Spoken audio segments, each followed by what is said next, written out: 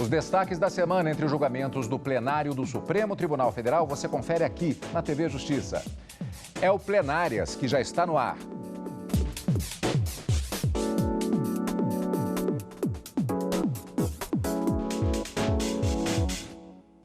Hoje, com os principais momentos das sessões dos dias 28 e 29 de outubro de 2020.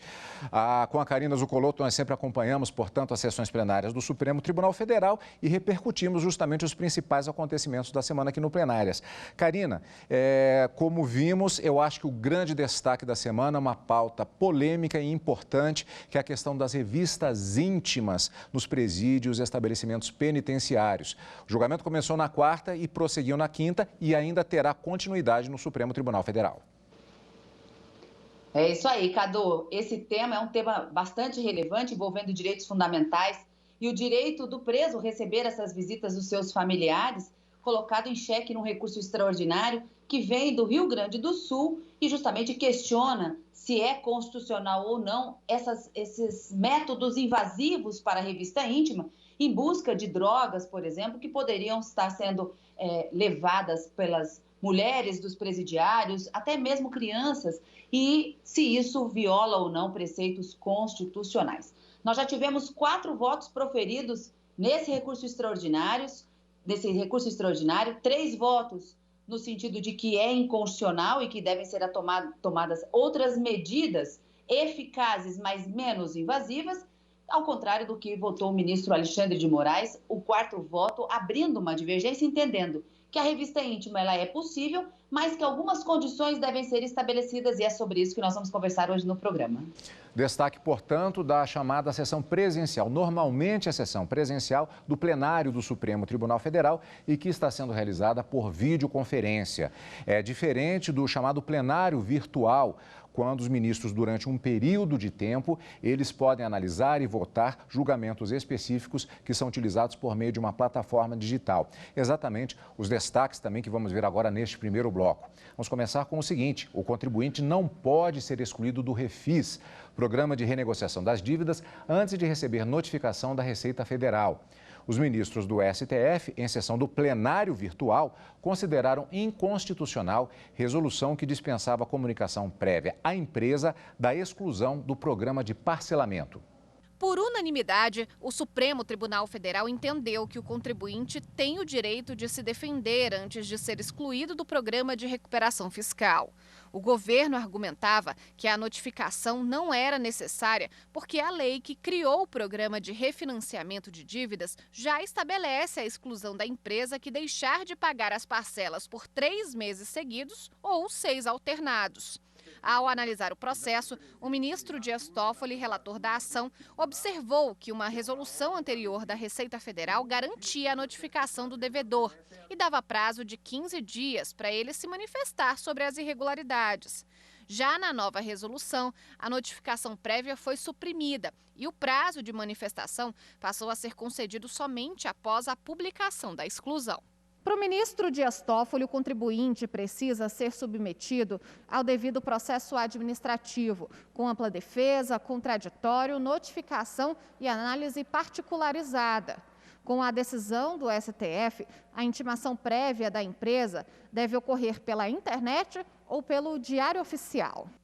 E também em sessão virtual, a maioria do plenário do Supremo decidiu que a empresa de transporte e trânsito de Belo Horizonte, BH-Trans, pode aplicar multas de trânsito. Em 2009, o Superior Tribunal de Justiça havia decidido que a empresa não tinha competência para autuar motoristas infratores, por entender se tratar de competência exclusiva do Estado. No julgamento do recurso da BH Trans no Supremo, a maioria do plenário virtual seguiu o voto do relator, ministro Luiz Fux. Para o presidente do STF, a Constituição Federal permite a delegação da atividade de fiscalização de trânsito e aplicação de multa. A decisão tem repercussão geral reconhecida. Também por maioria, o plenário do Supremo Tribunal Federal decidiu que o governador do estado de Sergipe pode, a partir de uma lista tríplice, escolher o subprocurador-geral do estado. A decisão foi tomada em sessão virtual convocada pelo presidente da Corte, ministro Luiz Fux. Fux atendeu a um pedido do relator, ministro Dias Toffoli. Segundo o dispositivo impugnado, o Procurador-Geral de Justiça deveria ser escolhido entre procuradores e promotores com pelo menos 15 anos de carreira. No entendimento do relator, a Constituição Federal de 1988 e a Lei Orgânica Nacional do Ministério Público dispõem que o Ministério Público Estadual pode escolher o Procurador-Geral a partir de uma lista tríplice entre os integrantes da carreira e que esse procedimento é disciplinado a partir de uma lei estadual. Com o julgamento da ação, a votação da lista tríplice ficou marcada para esta sexta-feira. E os destaques das sessões por videoconferência do plenário do Supremo Tribunal Federal na última semana, daqui a pouco. Vamos conferir depois do intervalo aqui no Plenárias.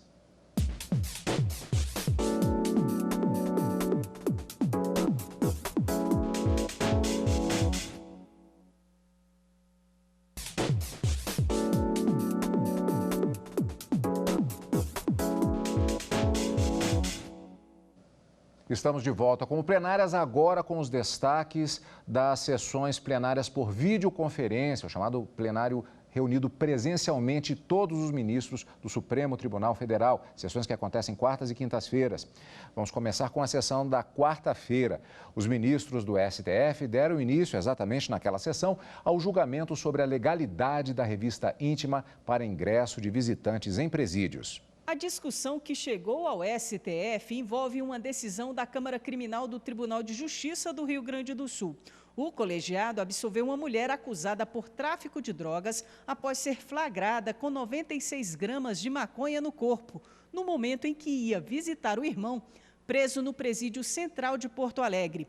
O entendimento foi de que, para entrar no estabelecimento, a mulher teria que se submeter à revista, tornando impossível a consumação do tráfico de drogas. O Ministério Público do Rio Grande do Sul recorreu ao STF, alegando que a absolvição da mulher criou uma situação de imunidade criminal, concedendo uma espécie de salvo-conduto às pessoas que pretendam entrar no sistema carcerário com substâncias proibidas em suas partes íntimas.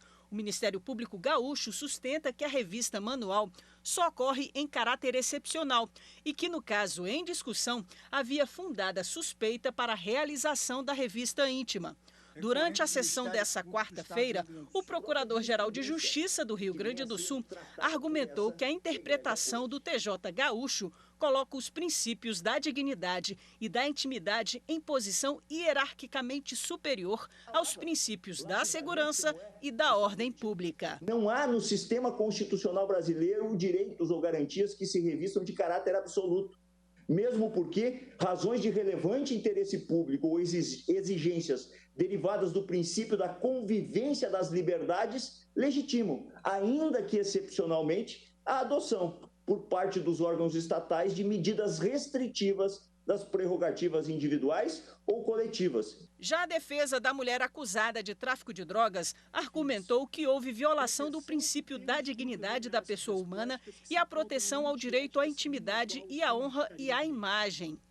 O julgamento de hoje é histórico, excelências, e nos coloca diante de uma escolha: civilização ou barbárie. São séculos de ilicitude que se expressam pela revista vexatória.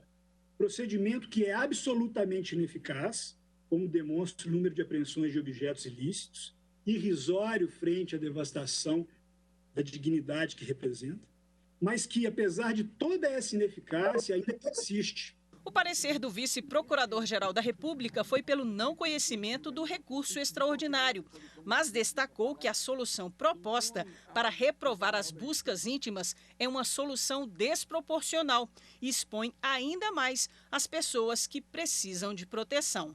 O que aqui se deve perguntar é se simplesmente, porque são repugnantes tais buscas pessoais, disso decorre necessariamente a ilicitude da prova colhida e, por conseguinte, a licitude do comportamento do tráfico para dentro dos presídios. O ministro Edson Fachin, relator do processo, destacou que os estabelecimentos prisionais que adotam a prática da revista íntima alegam que não há sistemas ou aparelhos eletrônicos para garantir a segurança e o controle do ingresso das visitas sociais.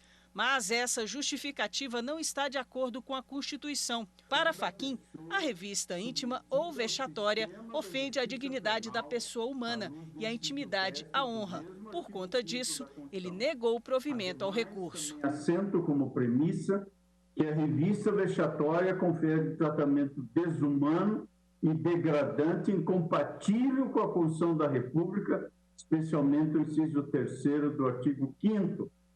Além disso, as normas convencionais internalizadas pelo Brasil, e, portanto, são normas também no ordenamento interno, rechaçam tratamento desumano e degradante.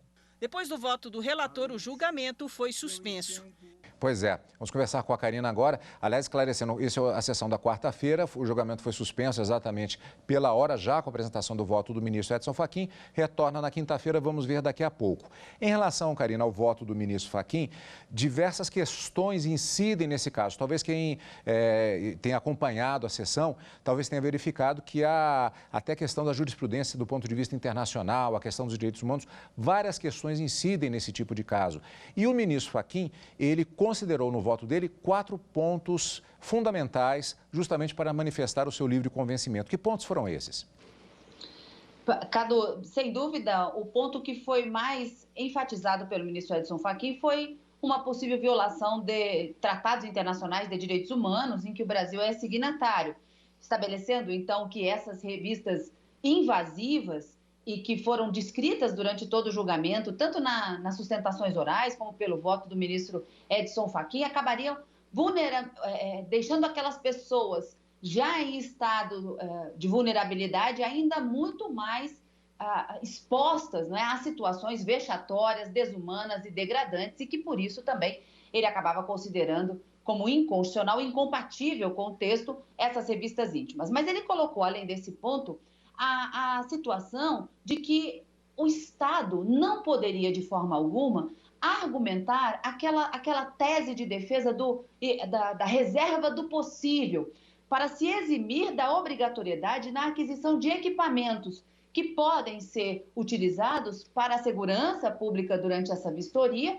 e que poderiam ser utilizados em todos os presídios, como os scanners e os raios-x. Então, alegar que não há dinheiro suficiente para a compra de equipamentos para a realização da revista íntima e submeter essas pessoas ao que foi dito durante muitas vezes, mulheres ou até crianças, a essa revista íntima e vexatória, não seria cabível aqui nesse caso, mais um argumento então para entender que seria inconstitucional. Ele falou também que essas revistas íntimas deveriam ser substituídas por meios eficazes, mas menos invasivos, como, por exemplo, essa utilização desses equipamentos de scanners e raio-x, e também ele trouxe que a busca pessoal, que é permitida pela legislação, está prevista lá no Código de Processo Penal, não se confunde com a revista íntima e que ela deve ser também utilizada nesse momento para se garantir essa segurança pública. Então, aqui o ministro, ele entendeu que essa revista íntima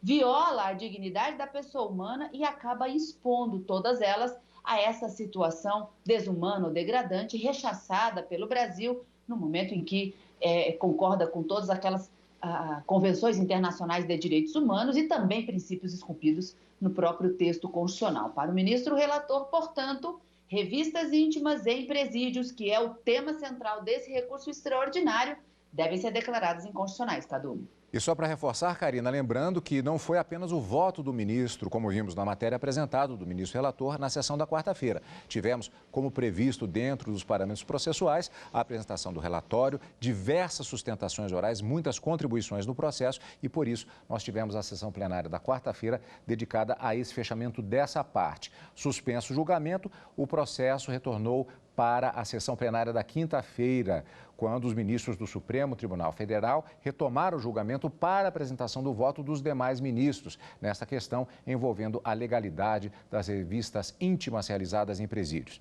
A análise do caso, portanto, foi retomada a partir do voto do ministro Alexandre de Moraes e, já adiantando, o julgamento ele ainda vai continuar, pois foi suspenso após pedido de vista do ministro Dias Toffoli. Vamos rever. O julgamento foi retomado com o voto do ministro Alexandre de Moraes. Ele reconheceu a existência de casos graves de violação à intimidade na realização de revistas íntimas nos presídios. O ministro, no entanto, avalia que esse procedimento não pode ser sempre e automaticamente definido como vexatório e degradante. Alexandre de Moraes argumenta que a revista íntima deve obedecer critérios a serem autorizados pelo visitante. No caso concreto, presidente, entendo pelo não provimento do recurso, mas porque o motivo principal da absolvição não foi a questão da revista íntima. O acórdão da Terceira Câmara Criminal do Tribunal de Justiça do Rio Grande do Sul, ele reconhece uma nulidade em virtude do interrogatório ter sido realizado antes da oitiva das testemunhas de acusação. E mesmo com vários pedidos para um novo interrogatório, não foi realizado. Reconhece a tipicidade, ou seja, faz toda uma valoração probatória. E essa questão da ilicitude foi arguída só no Superior Tribunal de Justiça. Então, aqui teríamos, a meu ver, para dar um provimento ao recurso extraordinário, teríamos que entrar na questão probatória. Então, entendo que não é caso de provimento do recurso extraordinário. Agora, em relação à tese, todo respeito ao eminente ministro relator, ministro Edson Fachin, eu discordo da tese e proponho a seguinte tese: a revista íntima para ingresso em estabelecimentos prisionais será excepcional, devidamente motivada para cada caso específico e dependerá da concordância do visitante, somente podendo ser realizada de acordo com protocolos pré-estabelecidos e por pessoas do mesmo gênero, obrigatoriamente médicos, na hipótese de exames invasivos. O excesso ou abuso na realização da revista íntima acarretarão responsabilidade do agente público ou médico e ilicitude de eventual prova obtida. Caso não haja concordância do visitante, a autoridade administrativa poderá impedir a realização da visita. Os ministros Luiz Roberto Barroso e Rosa Weber também seguiram o entendimento do relator. Eu tenho dificuldade, nesse caso, de dar esse poder à autoridade. Sobretudo porque acho que nós temos uma solução, que é a do scanner, que elimina essa situação vexatória. Ontem, quando eu ouvia a descrição, tirar a roupa, abaixar na frente de um espelho e expor a sua intimidade genital, ninguém pode achar que isso seja uma parte natural da vida de quem já está passando pela provação imensa de ter um ente querido no sistema penitenciário. A ausência de equipamentos eletrônicos não é nem pode ser justificativa para impor revista íntima. Se existirem elementos concretos a demonstrar fundada suspeita do porte de substâncias e ou objetos ou papéis ilícitos que constituam potencial ameaça à segurança do sistema prisional, admite-se a revista manual, que é a busca pessoal. Já o ministro Dias Toffoli pediu mais tempo para analisar o caso e o julgamento foi suspenso. Eu ainda não cheguei a uma conclusão definitiva em relação às posições que foram exaradas nos votos proferidos. Por isso, senhor presidente, eu vou pedir vista dos autos. Um caso que envolve questões muito delicadas e, como vimos, inclusive, o ministro Alexandre de Moraes, que foi o primeiro a votar nesta sessão plenária da quinta-feira, ele, inclusive, levantou diversas questões, ele que tem experiência, inclusive, na carreira dele em relação a essa área penal, a questão de presídios e penitenciárias, levantou diversas questões. E aí nós temos uma situação interessante, Karina, que o voto dele, eu não sei se eu poderia dizer que ele foi um entendimento parcial em relação ao que foi apresentado pelo relator, porque ele acompanhou o relator em relação a uma parte do voto apresentado e em outra ele teve um entendimento diferente, mas ele não propriamente abriu uma divergência. Explica isso para a gente. Vamos tentar entender o resultado final do voto do ministro Alexandre de Moraes. Ele negava provimento ao recurso do Ministério Público, mas por entender que aquela sentença que absolveu a ré, que nesse caso é a recorrida, ela deveria ser declarada nula, mas não em razão da ilicitude da revista íntima, mas em razão de uma violação de um direito de defesa. A ré teria sido ouvida antes das testemunhas de acusação e isso viola o devido processo legal. E aí, nesse sentido, por esse fundamento, ele negava provimento ao recurso extraordinário. Mas, na tese, na discussão sobre essa constitucionalidade da revista íntima, o ministro Alexandre de Moraes divergiu do ministro Edson Fachin e depois também o ministro Barroso e a ministra Rosa acompanhando o relator, ele acabou ficando sozinho com os argumentos trazidos no plenário. O ministro Alexandre de Moraes, ele seguiu a linha do parecer do Procurador-Geral da República, que foi, inclusive, feita a sustentação oral na quarta-feira pelo vice-procurador, no sentido de que essa revista íntima ela não pode ser declarada inconstitucional ou ilícita de forma automática, que ela é possível e ela é necessária para se garantir essa segurança pública, mas que tem que ser observadas algumas condições para que ela aconteça. O ministro, ele inicia o voto dele na quinta-feira, dizendo que não se trata de uma violação da dignidade da pessoa humana, como disse o ministro Fachin no voto apresentado na quarta-feira, o relator, mas que se trata de um conflito aparente de normas e um conflito de direitos fundamentais, envolvendo, de um lado, a segurança pública e, de um outro lado, o direito de todo preso ter o convívio familiar, por receber aquelas visitas da sua família, aquela visita social. E aí o ministro diz, essas revistas íntimas, elas devem obedecer um protocolo.